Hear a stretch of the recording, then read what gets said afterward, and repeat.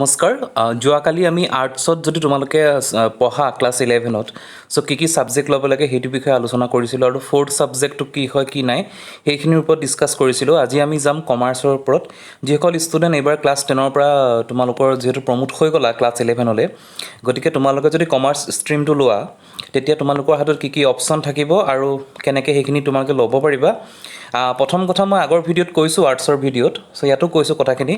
এই যিখিনি কোৰ্চৰ চিলেবাছ মই দিছোঁ এইখিনি সম্পূৰ্ণ তোমাৰ আছাম হায়াৰ ছেকেণ্ডেৰী কাউন্সিলৰ এপ্ৰুভ লিষ্ট হয়। এইটো বেলেগ বৰ্ডৰ নহয়, ষ্টেট বৰ্ডৰ হয়, মানে ষ্টেট কাউন্সিল হয় একচুৱেলি, হায়াৰ ছেকেণ্ডেৰী কাউন্সিল বুলি কয়। আৰু ইয়াত এটা কথা ডিপেণ্ড কৰিব তুমি ক'ত পঢ়া। তুমি যদি জুনিয়ৰ কলেজত এখনত লোৱা বা প্ৰাইভেট কলেজত লোৱা হয়তো সকলো ছাবজেক্ট নাপাবা, কিন্তু তুমি যদি গভৰ্ণমেণ্ট কলেজত লোৱা, জেনেৰেলি ডাঙৰ যিখিনি কমাৰ্চ কলেজ আছে অসমত, সো তাত অলম'ষ্ট বহুতকেইটা ছাবজেক্ট থাকে। গতিকে সেইটো কথা তোমাৰ কলেজখনৰ ওপৰতো ডিপেণ্ড কৰিব তুমি ক'ত লোৱা, আৰু যিটো ছাবজেক্টৰ ওপৰত তোমাৰ ইণ্টাৰেষ্ট আছে, যিটো ছাবজেক্টত তুমি ফিউচাৰ ষ্টাডি কৰিব বিচাৰিছা, পৰাপক্ষত সেইটো ছাবজেক্ট ল'বা। আৰু ফ'ৰ্থ ছাবজেক্ট কি হয় সেইটো বিষয়ে মই কালি কৈছোঁৱেই, আজিও মই অলপমান ক'ম। গতিকে আহা আমি আজি বস্তুখিনি চাওঁ কি কি তোমাৰ ছাবজেক্ট পায়। First of all MIL subject যিটো মই কৈছিলোঁ মডাৰ্ণ ইণ্ডিয়ান লেংগুৱেজ, তাৰ ভিতৰত টোটেল আছামিজ, বেংগলী, বড়ো প্ৰায় এনেকৈ আৰম্ভ কৰি এইকেইটা লেংগুৱেজ আছে। হিন্দী, নেপালী, উৰ্দু, খাচী, গাৰো, মিজো, মণিপুৰী আৰু হেমাৰ। সো এইকেইটা হৈছে MIL ছাবজেক্ট। সো এইটো কম্পালচৰি তুমি MIL ল'বই লাগিব, কিন্তু এটা অপশ্যন আছে যে in lieu of MIL subject as a part of the core subject alternative English, মানে MIL যদি নোলোৱা তোমালোকে অলটি ল'ব লাগিব, যিটো আমি শ্বৰ্ট ফৰ্মত অলটি বুলি কোৱা যায়। সো গতিকে তুমি MIL নল'লে অল্টাৰনেটিভ ইংলিছ ল'ব পাৰা। গতিকে এই দুটাৰ ভিতৰত এটা তুমি ল'ব লাগিব। দেন সেইটো কম্পালচৰি ছাবজেক্ট। দেন ইংলিছ তুমি বেলেগ অপশ্যন নাই, ইংলিছৰ লগত ইংলিছ ল'বই লাগিব। গতিকে MIL অৰ অল্টাৰনেটিভ ইংলিছ আৰু ইংলিছ, গতিকে এই দুটা ছাবজেক্ট তোমালোকৰ কম্পালচৰি। দুটা ছাবজেক্ট হৈ গ'ল। আৰু তোমালোকৰ হাতত অপশ্যন থাকিব ইলেক্টিভ ছাবজেক্ট। বাকী যিমান ছাবজেক্ট থাকে সকলোকে ইলেক্টিভ ছাবজেক্ট বুলি কোৱা হয়। আৰু ইলেক্টিভ ছাবজেক্টৰ পৰা তোমালোকে 4টা ছাবজেক্ট ল'ব পাৰিবা। বহুতে 3টা ছাবজেক্টটো লয়, কিন্তু জেনেৰেলি 4টা ছাবজেক্টটো যিটো মানে তোমাৰ এপ্ৰুভড হয় সেইটো কৈছোঁ। সেই যি 4টা ছাবজেক্ট তুমি ল'বা, যিকোনো 4টা ছাবজেক্ট, তাৰ যোনটো ছাবজেক্টত তুমি ফাইনেল এক্সামত আটাইতকৈ কম মাৰ্কছ পাবা, সেই ছাবজেক্টটো অট'মেটিকেলি তোমাৰ ফ'ৰ্থ ছাবজেক্ট হৈ যাব। বস্তুটো এনেকুৱা নহয় যে মই এইটো ছাবজেক্ট আজি ফ'ৰ্থ বুলি লৈছোঁ, গতিকে কোনো ফ'ৰ্থ ছাবজেক্ট বুলি আৰম্ভণিতে চিলেকশ্যন নাই। যেতিয়া এক্সাম দিবা, যিটো এক্সামত মাৰ্কছ কম পাবা, সেইটোৱে হৈ গ'ল তোমাৰ ফ'ৰ্থ ছাবজেক্ট। সো সেইখিনিয়ে কনচেপ্ট।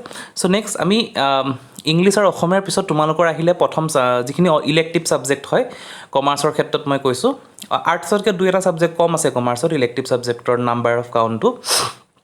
সো প্ৰথম আছে business studies, accountancy, economics, salesmanship and advertising, banking, insurance, mathematics, statistics, economic geography, computer science and application, commercial mathematics and statistics, entrepreneurship development, multimedia and web technology, ITES and retail trade. এইখিনি হৈছে তোমাৰ কমাৰ্চৰ subject, তোমাৰ যিখিনি approve কৰিছে আছাম কাউন্সিলে। এতিয়া কথাটো হ'ল বিজনেছ ষ্টাডিজ, সেই ছাবজেক্টটো ঠিক এনেকুৱা হয় তুমি যদি ইন ফিউচাৰ BBA কৰা, তোমালোকে MBA কৰা, সেনেকুৱা লাইনত বহুত ইম্পৰ্টেণ্ট হয় এইটো। গতিকে সেইটো তোমালোকে ল'ব পাৰা। আৰু বহুতে লয় বিজনেছ ষ্টাডিজটো, অলম'ষ্ট কমন ছাবজেক্ট হয় কমাৰ্চ। মানে একাউণ্টেঞ্চি 99% মানে ষ্টুডেণ্টে যিখিনি কমাৰ্চ লয় একাউণ্টেঞ্চি তেওঁলোকে পঢ়ে।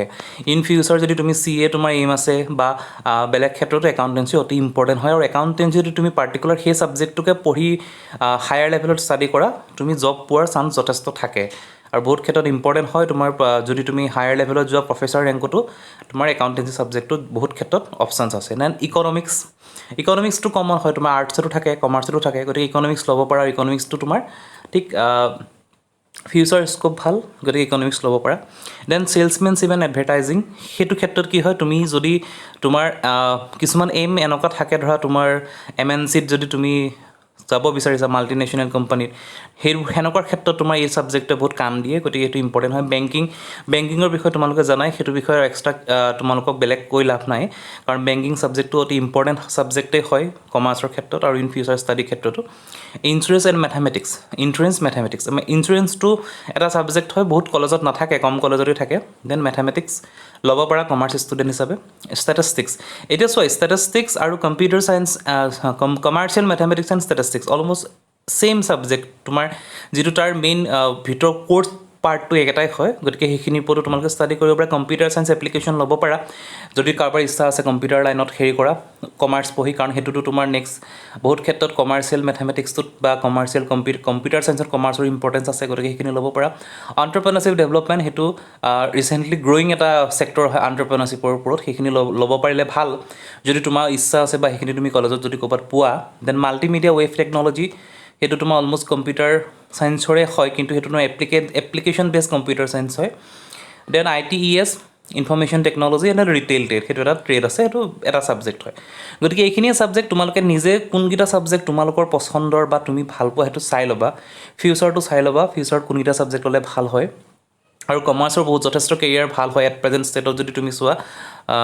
অসমৰ কথা নকওঁ কিন্তু তুমি ইণ্ডিয়াৰ ক্ষেত্ৰত যদি চোৱা তুমি কমাৰ্চ পঢ়িলে বহুত ক্ষেত্ৰত তুমি জব পোৱাৰ অপৰচুনিটি বহুত বেছি গতিকে আমি বেলেগ জব ৱাইজো ডিছকাছ কৰিম কেৰিয়াৰ ৱাইজ কিন্তু মই এইখিনি জাষ্ট ছাবজেক্টখিনি তোমালোকলৈ আনিলোঁ বাকী তোমালোকৰ নিজে ডিচিশ্যনটো ল'বা কোনটো ছাবজেক্ট লোৱা আৰু কেতিয়াও কনফিউজ নহ'বা ছাবজেক্ট চিলেকশ্যন লৈ আৰু পৰাপক্ষত কি কৰিবা একেটা মেথডৰে ছাবজেক্ট নল'লে ভাল মানে ধৰি তুমি যদি ষ্টেটিষ্টিক্সো ল'লা আৰু কমাৰ্চিয়েল মেথমেটিক্স এণ্ড ষ্টেটিষ্টিক্স ল'লা বস্তুটো মানে অলপ নিমিলেগে কাৰণ তুমি অলৰেডি একেটা বস্তুকে পঢ়িছা যিটোৱে তোমাক ফিউচাৰ গ্ৰ'থত কি হয় তোমাৰ ছাবজেক্টটো তুমি দুটা ছাবজেক্ট পঢ়িছা তাৰ ভাল ছাবজেক্টটো চিলেকশ্যন কৰিবলৈ অসুবিধা হয় কাৰণ দুইটা অলম'ষ্ট ছেইম ছাবজেক্ট হৈ গ'ল ঠিক তেনেকৈ কম্পিউটাৰ চায়েন্স এপ্লিকেশ্যনৰ লগত যদি তুমি মাল্টিমিডিয়া ৱেভ টেকন'লজি লোৱা দুটা একেই হৈ গ'ল ITES একেই হৈ গ'ল চ' সেই কথাখিনি চাই ল'বা নিজে ডিচিশ্যনটো কেনেকৈ কৰা গতিকে সেইখিনিয়ে কথা চ' আজি ভিডিঅ'টো ইমানখিনি থেংক ইউ